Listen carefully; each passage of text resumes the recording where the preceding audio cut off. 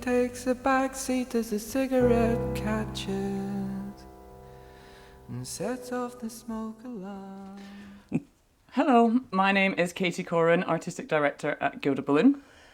And I am Karen Koren, Artistic Director of the Gilded Balloon. Same job title.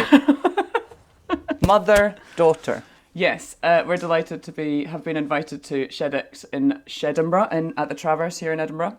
And I wanted to talk today, we both wanted to talk today about our experience of the Edinburgh Fringe.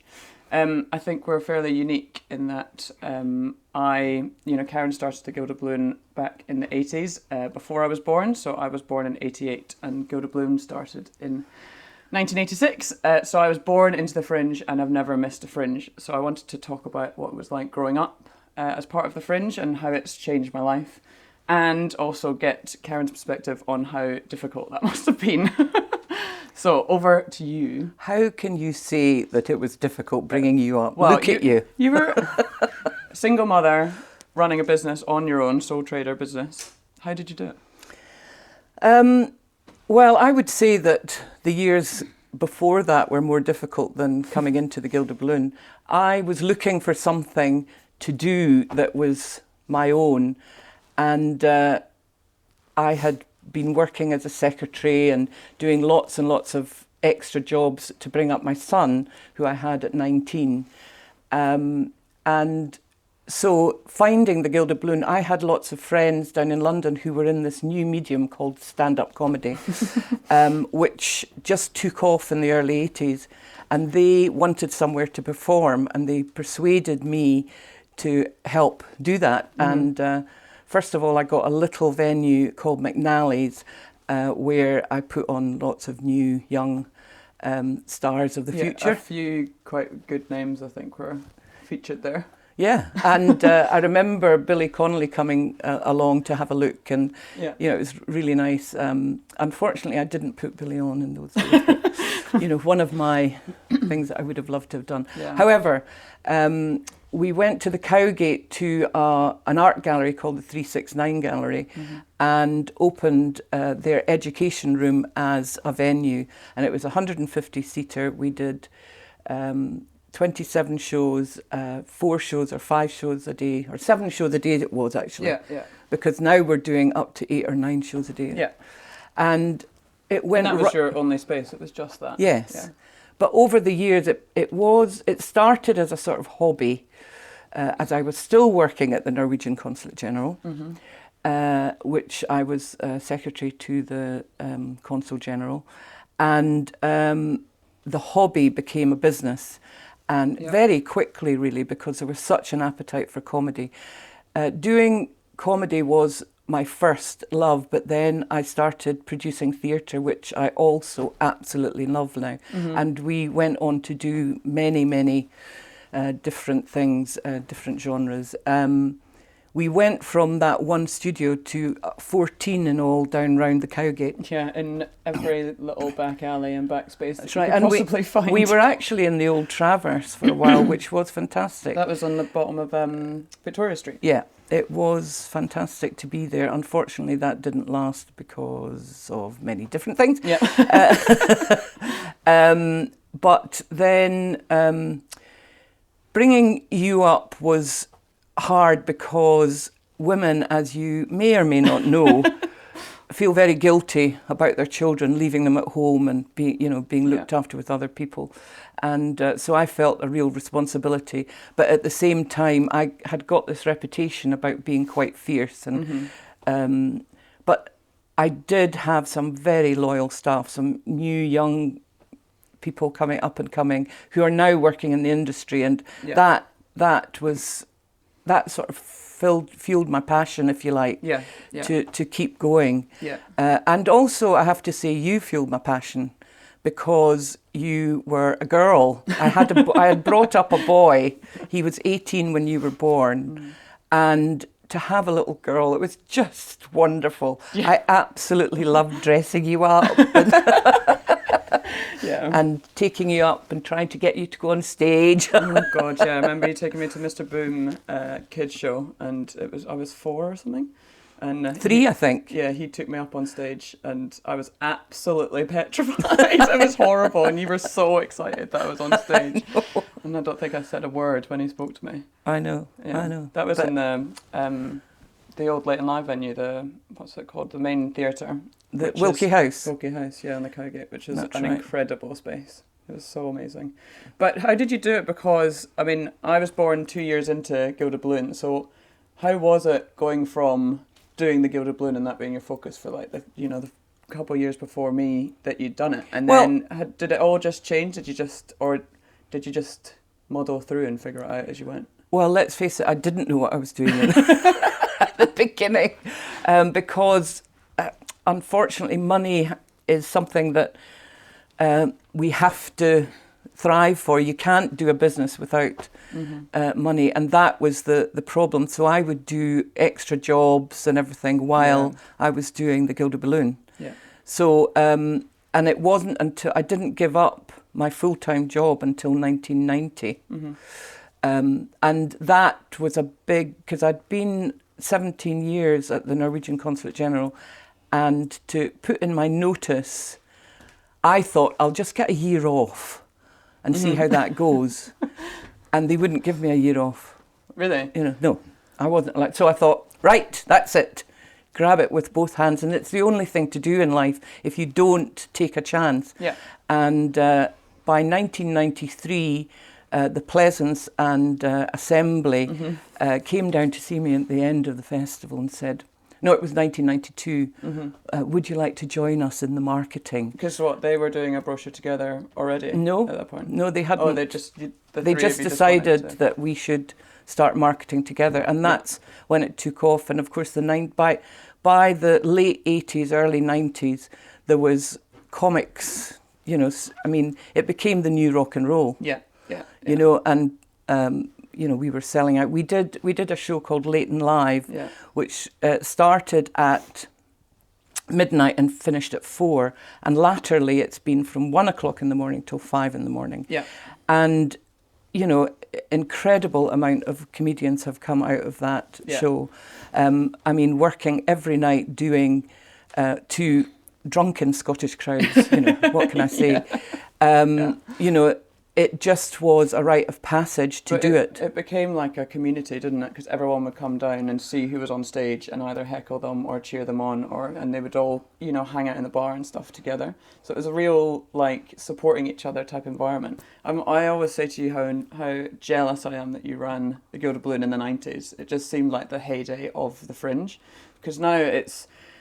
there's lots of problems with the Fringe now, but there's still that kind of spirit that is the essence of what is great about the Fringe. But there's also a lot of protocols and policy and lots of, hoops that we have to jump through. And, it's a struggle a lot of the time. Whereas in the 90s, it just seemed like everyone was up for it. To see the things through your rose-coloured spectacles, Katie. I mean, most of the time I was standing at the back behind the seating with a cigarette in my hand, going, "Oh my God, what's going on? What are they doing?"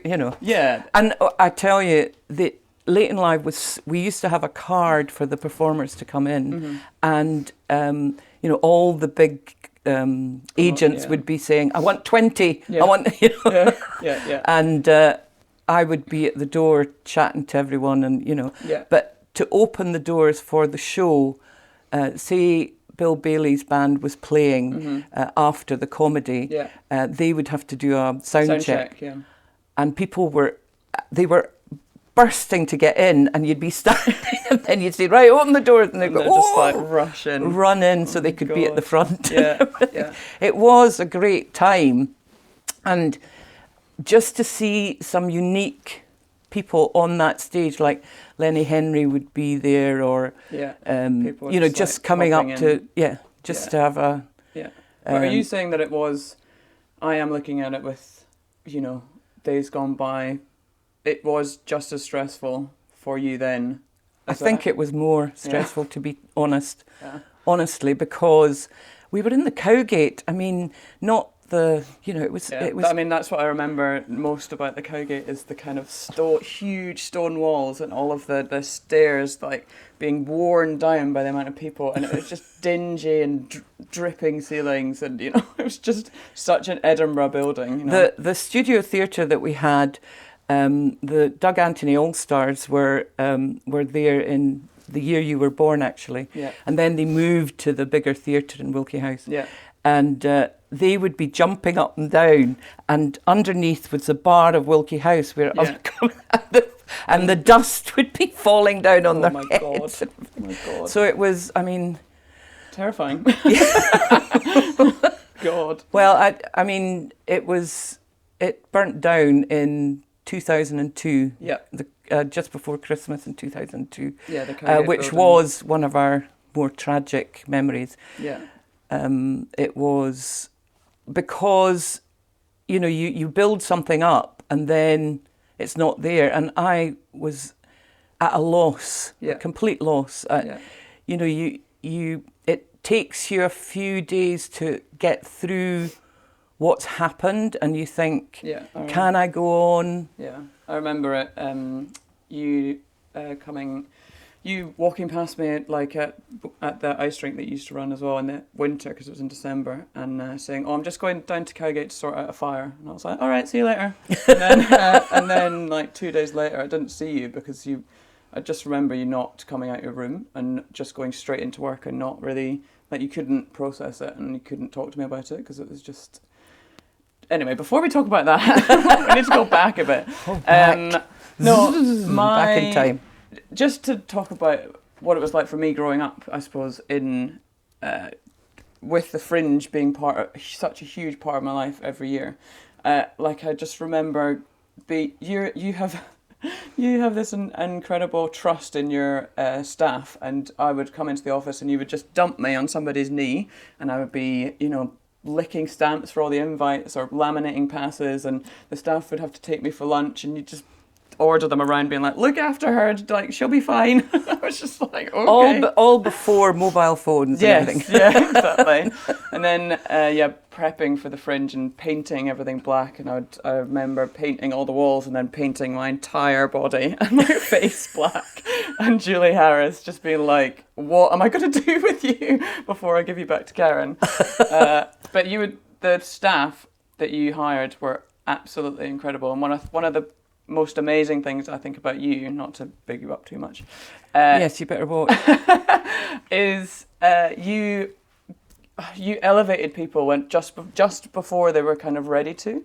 Like, you would give them the top job or promote them into a seat that they might not feel like they were comfortable doing, or they might not feel that they were ready for. But you would, you know, promote somebody to general manager because you believed that they could do that. And you did exactly the same for performers as well. You know, like Tim Minchin, you put him on in your biggest stage when he was completely unknown, but because you knew that he was going to, you know, make it. And I think your kind of belief and your just like kind of gentle but quite firm push in the right direction has just changed so many people's lives. And I think that's one of the biggest things that I admire you for, is like spotting that kind of talent and really like elevating them and making sure. You're going to cry? Oh. No, I'm not going to cry. Well, of course I am. No, I'm actually wiping just getting hot. Yeah. Always hot. No, but I think that's such an amazing thing, and it has changed lives because of it. And we've had some amazing staff, you know, and they've like changed my life. Like, you know, Colin Lennox teaching me how to gold leaf some bloody plant pots in the in the gallery bar, and Julie Harris teaching me how to paint, you know, the most ornate mural that she did on the wall. And, you know, it's just incredible. Sinead teaching me how to dance, and me teaching her how to do the Spice Girls dance.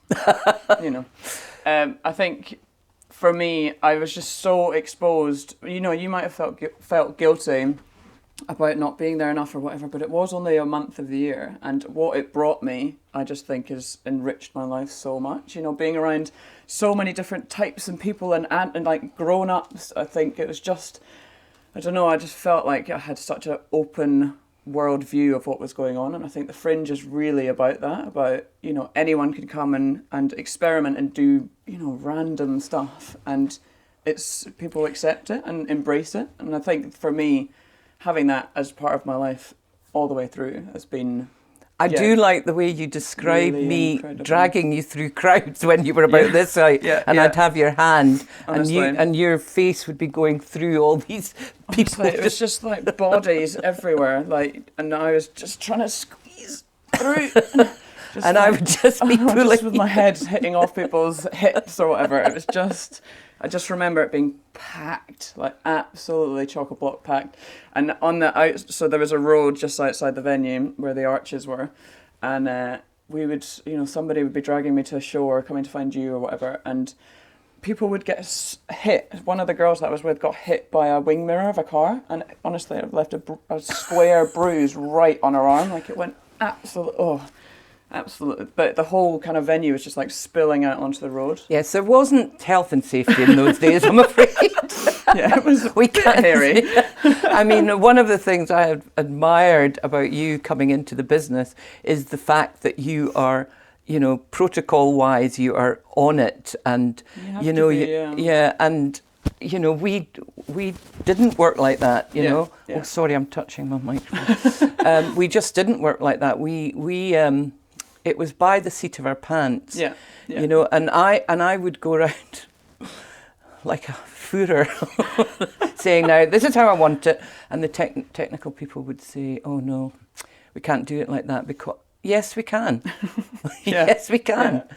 You know, I mean, the excuses and the sort of power hierarchy of people in the business is incredible. And actually, if you want something done, you can get it done. Yeah, and I think that's what you're incredible at, is the having a vision and know exactly how you want it. And I think as I get, you know, build confidence in my position as director of the company, I'm growing in that, but it's definitely something that I've struggled with to begin with, especially because, you know, I am the daughter, so I don't know. Yeah, if but people also, feel like... I know you want to be popular, you want everybody to like you, and your staff, you want them all to like you. So, and that's the problem. You become friends with your staff. Yeah. And then when you have to sack someone or you have to, you know, reprimand them.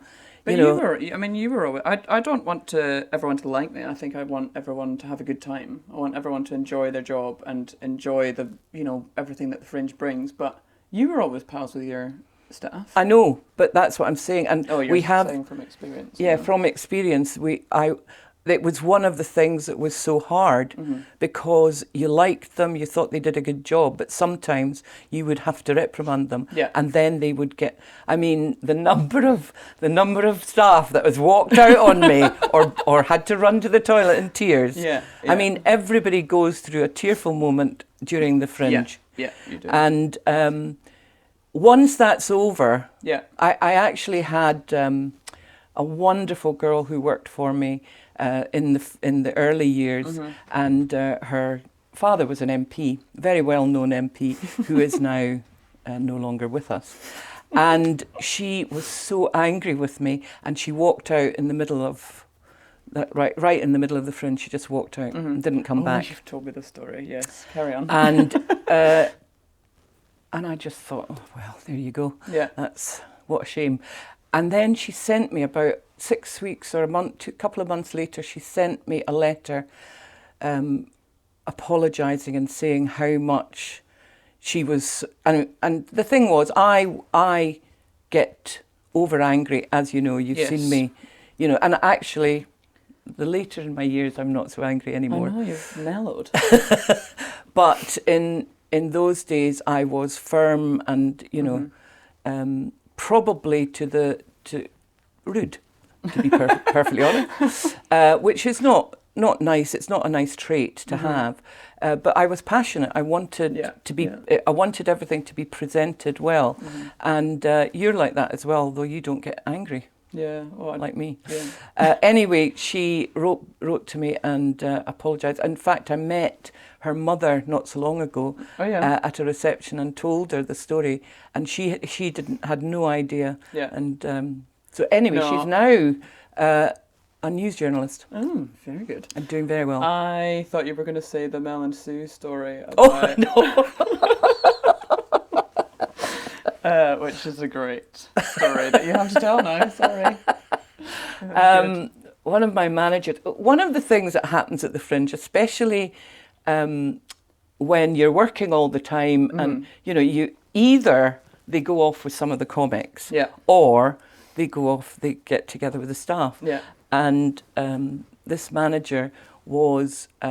In fact, he worked at the Traverse. I can't believe it. He was a technician that worked at the Traverse, and they were bonking all the time. Bonking? Well, what do you call it then? They were shagging? Pumping, yes. She was working long hours, and the rest of the time she was at it. They were at it, like rabbits. Yeah, lovely. Which is fine, of course. Yes. I don't mind. You need to get your stress relief somehow. That's right, and I don't mind what anybody does as long as they come into work and do their job. Of course. And the poor girl was white as a sheet all the time. Anyway, wasn't getting much sleep, was she? No, and this one day she hadn't arrived, and we were having our morning meeting about, and I just couldn't believe it. And oh no, she's not well. Mm-hmm. And I went down to her house. Was it a staff flat that you'd... No. Oh, it was her but actual I didn't house? realise it was the flat she was sharing. I didn't realise she was sharing it with Mel and Sue, did I? Exactly. And I was shouting through the letterbox, "Come on, get up." Yeah. Oh, God. I think it was more like, "Come back to work. Where are you?" Oh, God. That's like terrifying Norwegian Viking voice coming billowing through the hallway. Oh, God, it sounds horrific. Actually, Arthur Smith used to call me Conan the Barbarian. Conan the Barbarian. That would make more sense. Yeah, sorry, Conan.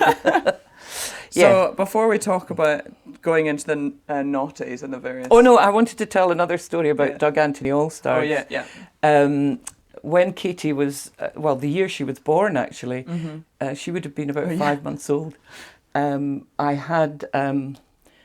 got not a nanny, but anyway. Somebody to look after me. Anyone she could find.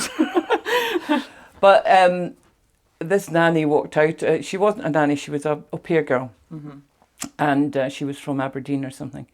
And she didn't realise the pressure of me being out till 4 a.m. or whatever. Mm-hmm. And she came in to me in the morning and said, I just want to go to the bank and get Katie's in the front room, she's fine, she's asleep. And she didn't come back either. So these lovely Australians moved in to look after you. And they were friendly with the Doug Anthony All-Stars. Mm-hmm. And Paul McDermott and the girl that was looking after you, they were all out for a walk with you, and you were crying. Yeah. And they got this sort of bobbly thing with a sucker sticker. Yeah, like the bow and arrow type thing with a sucker on it. Yeah, and he stuck it on his forehead and was going like this to make you laugh. And you were going, was loving it, obviously, yeah. And he couldn't get it off. And once he got it off, he had what looked like a love bite on his A huge love bite right in the middle of his forehead. And they were sellout shows, and there he was with this big gash on his for the rest of the time. Oh, God, what a look. Yeah. No, that's what I was going to ask you. But he loved you, entertaining you. If there's any other of your favourite memories from that time. I'd written them all down. No, there's so many. It's so many. I mean, they weren't all favourite memories. Mm-hmm. I mean, Bill Bailey's first show with he came with a big pod thing to do his musical numbers, and I mean, we only had a 6-foot stage or something, It's tiny, and Johnny Vegas, when he did the pottery show, and he, instead of using water, he just used lager. Oh, God. Oh, my God. And he would get a girl up probably Probably not- un-PC Yeah, not very good, Jim. city doing the Ghost music from scene, Ghosts. Yeah. But so many, Yeah. God, Ross Noble, all these wonderful comedians that started Yeah. with us. And then you started expanding up to TV in Bristol Square, didn't we? We moved up there in 2001, and thank God we did, Yeah. because 2002 the Cowgate burnt down, the whole of the Cowgate. Pretty No, much. It was the biggest fire in living memory in Edinburgh, Yeah. and So- it burnt for 4 days. Yeah. It was And pretty everything horrific. I had. Yeah. I mean, how did you, talking about building back from adversity, how did you do it after that? It really did take a while. Yeah. And I wasn't sure how. Funnily enough, it does compare with the pandemic, because everything stops. You know, and what do you do? Yeah. You know, this whole thing now that we had to be at home, you know, last year, and we couldn't do anything. And, you know, how do you survive? And that, so I had a preparation for that. Exactly. Well, that's what I was thinking about it last year, because I didn't really, you know, realise the kind of the magnitude of the fire and how it, you know, devastated the company and everything. Because I always think of You were in Spice Girl world or somewhere. Yeah, but the pandemic was obviously like devastating, and we didn't think that we were going to survive, and we're still not sure if we're going to survive. But you had already been through your challenges as well. Yeah. But there's Having said that, I'd already been through challenges because when I gave up my full-time full-time job, we moved to the counting house in Edinburgh and started an all year round. Yeah. And that was very challenging. To go into a venue that was half finished, Yeah. and the cost of finishing it, and then putting on. That's when I first met our press officer, Colin Lennox, that you were talking about. He actually came in as a waiter. Yeah. But the counting house days, that was in 91. And, you know, Eddie Izzard and all these people performed there. You know, it was great. But, again, to do an all year round venue, Yeah, it's hard. I don't want to be disrespectful to the Edinburgh people, because they are much better now, but to try and do an all year round cabaret comedy and have locals embrace it, basically, is difficult. Yeah. well, it takes a long time. Yeah, for sure. You know, And it takes a lot of risk and heartache. Yeah. For sure. So I guess... So the only time I was really thinking, oh, I don't ever want to do this again, it's over, was when I folded the company of Counting House. And I realised that money is never an opportunity. It's not, you should never ever think about ending it all just because of money. It's, you know, I mean, we owed VAT and we owed the council. I just don't know how I just You know. I just don't know how you did it on your own. I mean, I find it this year. I found unbelievably difficult, and I've just wanted to pack it in. But I've had you, and you have always, you know, supported us, and you know, like, you're just so strong, and I just don't know how you did it if you didn't have somebody doing it with you. I know. I don't know why I'm saying I know. It's true. I always found, did I always find someone to talk to?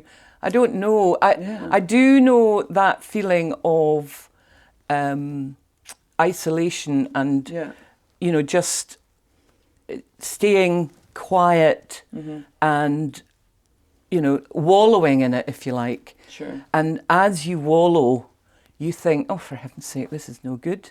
Get up, dust yourself off, get on with it. And maybe that's why I shout. I don't know. You know, I don't know.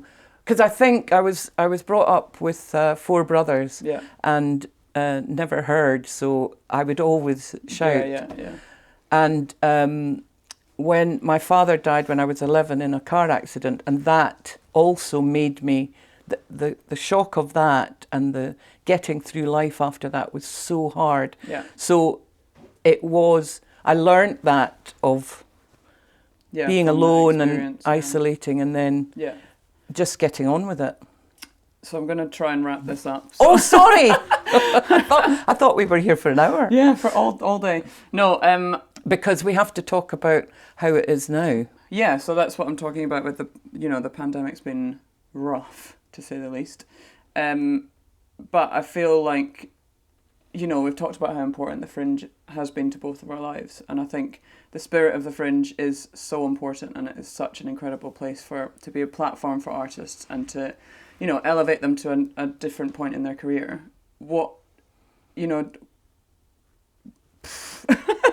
That's a good question, Katie. That was really good.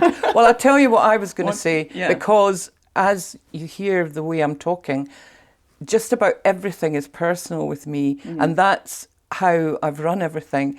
And it's not always a good way to run things, and I think you are the same, and in 2017 I got breast cancer, and Katie had come in 2014 to take over, essentially. Yeah. And we said, well, 5 years, we'll do a transition.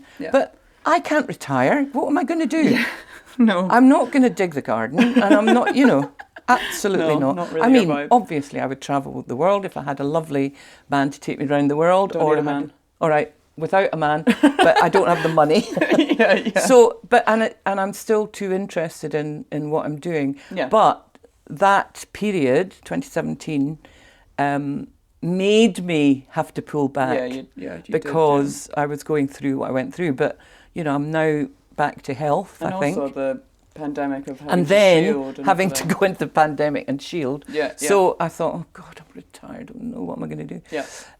So I'm still in that not wanting to let go, but I feel I've given you carte blanche, I think. I mean, do you think that you're... Yeah, of course. I think we've had a bit of a rough time figuring out how we work together again, just coming out of the pandemic and, the Fringe suddenly kind of getting permission to do stuff. And I think we did struggle and probably argue more than we ever have done, which was, I felt like we were both kind of vying for what our position was.